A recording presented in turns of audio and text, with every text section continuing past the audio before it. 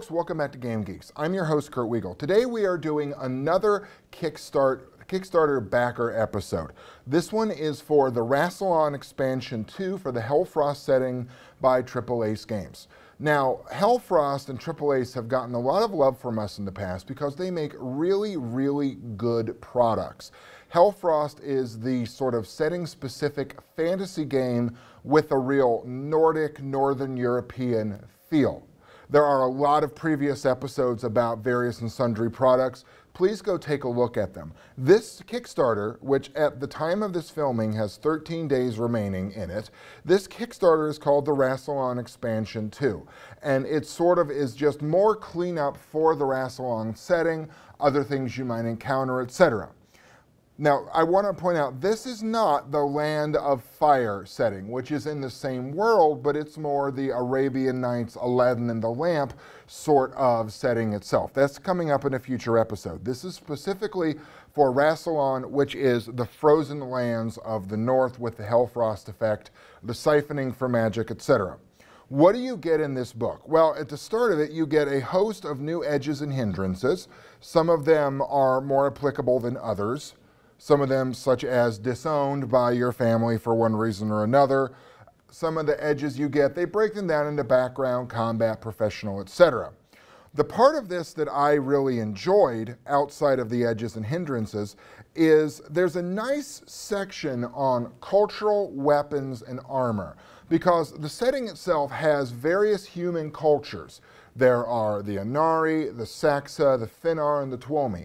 And sort of going into this, you don't really know, are these Bronze Age? Are these Iron Age? This doesn't feel like your archetypical late Middle Age Renaissance sort of setting. This breaks down very nicely what the various human or human-ish races have in terms of their armor, in terms of their weapons, etc.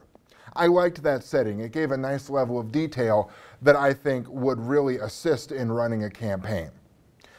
From there, it gives you a couple new arcane backgrounds. You have the solar magic, which is the last remnant of the Solari people, Finnar, Wind Priests, and Glamour. Now combine this with what already exists in the book and the sort of trapped spirit severed head magic that you got in the first Rassilon expansion, and it gives you a lot of options for your arcane backgrounds and for your spell throwers for the HELLFROST setting. My favorite piece of this book itself, it's a considerable chunk. It's about the different organizations that you can join in with, help, be a member of, fight against, etc. in your adventures across Rassilon.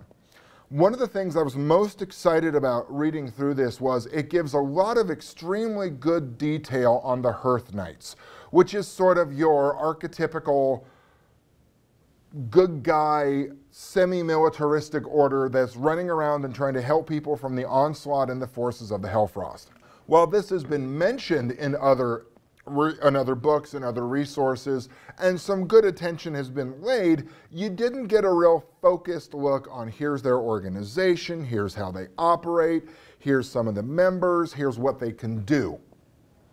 I really appreciated that coming out of this book. Toward the end of it, you have some new setting rules for hereditary, more stuff with resource management. Some of this has popped up in some of their online expansions before.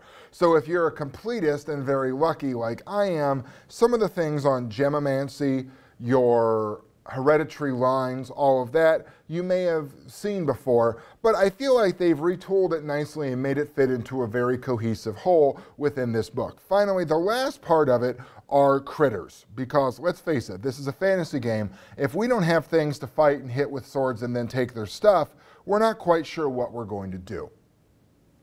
The bestiary included here is really complete, especially when you compare it to the bestiary in the first Rassilon expansion and in the HELLFROST bestiary book itself.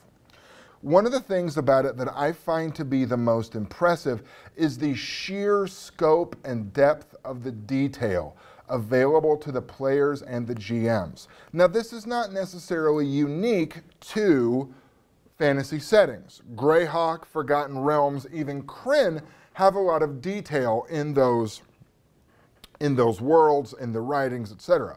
What separates HELLFROST from the other worthies that I just mentioned is the fact that it is all driven by the vision of one author, Wiegel. So you don't have to worry about, well, this author was particularly interested in this, so the book on the Dale Lands might have gotten short shrifted, or wow, I never thought of Furendi and Nairon quite that way before.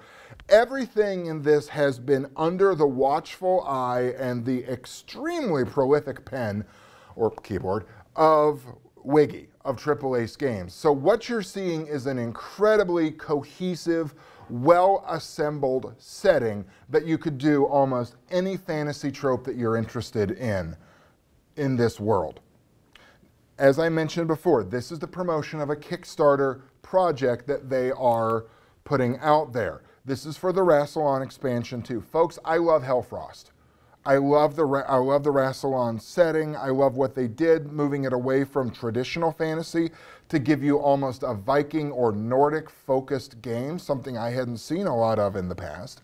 So if you like Savage Worlds and you're looking for some interesting rules for your fantasy setting, if you like HELLFROST, if you're even remotely interested in a HELLFROST-ish setting, take a look at the pledge levels and some of the add-ons on the Kickstarter page. Again, from the time of this filming, there are 13 days remaining. It's probably a few less by the time this is actually put up onto the screen, which you're watching right now.